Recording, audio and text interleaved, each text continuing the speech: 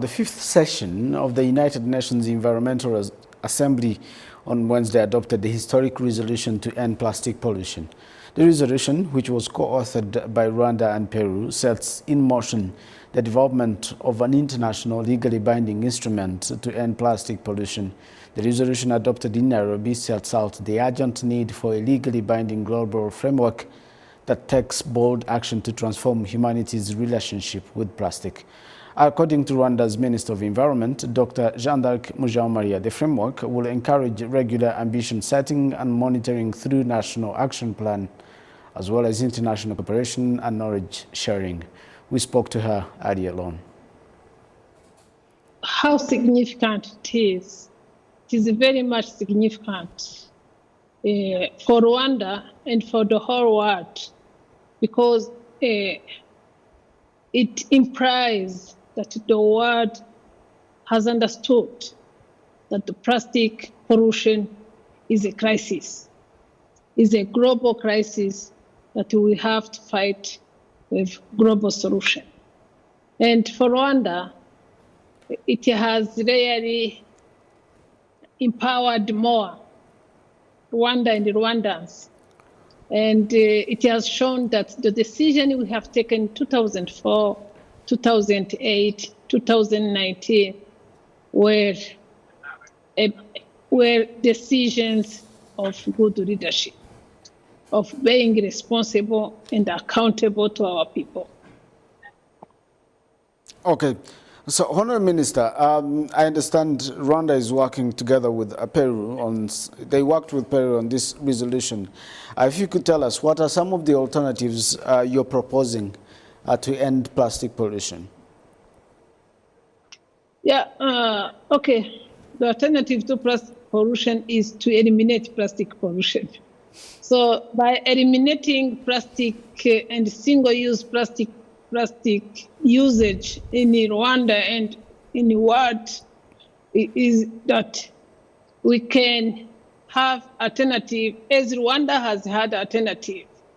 We haven't yet reached 100% shift to alternative form of packaging, form of, changing plastic carry bags. But we have created jobs. Rwandans have changed this challenge of terminating or eliminating the usage of plastic bags into creation of jobs. Yeah. So challenges have become for us opportunities to empower women into weaving cooperatives, empower youth into producing, innovating paper carry bags. And it has created employment. It has created jobs. We have created jobs to eliminate or to reduce poverty, and of course, to empower our cooperatives. And of course, the alternatives are still to be found. We are now encouraging the private sector to go into alternative packaging, into alternative carry bags, to make sure that the challenges we used to have of terminating the usage of plastic bags becomes an opportunity for us to create or to manufacture alternative packaging, not only for Rwanda, but to export to the region. Honourable Minister, I hope you understand that what you and Peru are trying to fight is something that has happened for as long as we both probably have existed.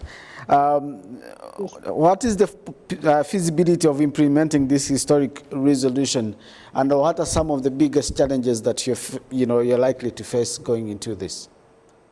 Yeah, first of all, even if it's a problem that has existed for decades and decades, we can't be the onlooker when we are seeing the whole world is sinking, is drowning into plastic waste. We have to find solution. It's time to find solution. That's why even this treaty, this resolution is legal binding to put pressure on people, on leadership, to take the responsibility to change. And of course, there will be challenges of resistance, especially from public sector, plastic manufacturers, but luckily for Rwanda, we don't have that resistance. What we owe our people is to find the solution, to find the alternative. And we are doing that. We are now partnering with our PSF, Private Sector Federation, to find alternative together, government and the private sector. But the idea was embraced by Rwandans due to the resilience of Rwandans to find solution. As you say in Kinyarwanda, intore ntiganya. Yes. We don't keep on complaining, we find solutions, or we be the solutions we want to see in others. And of course, the fact that more than 170 nations have adopted yesterday, it shows that the whole world have understood that this is a global crisis. This is a global problem that needs a global solution. It is a pandemic like COVID. So you can't solve COVID pandemic with local solution. We have to have a global solution. Minister, but resistance will be there, but all changes have always had resistance. Minister of Environment, Dr. Jeanne Mujawamariya, many thanks for finding time to speak to us.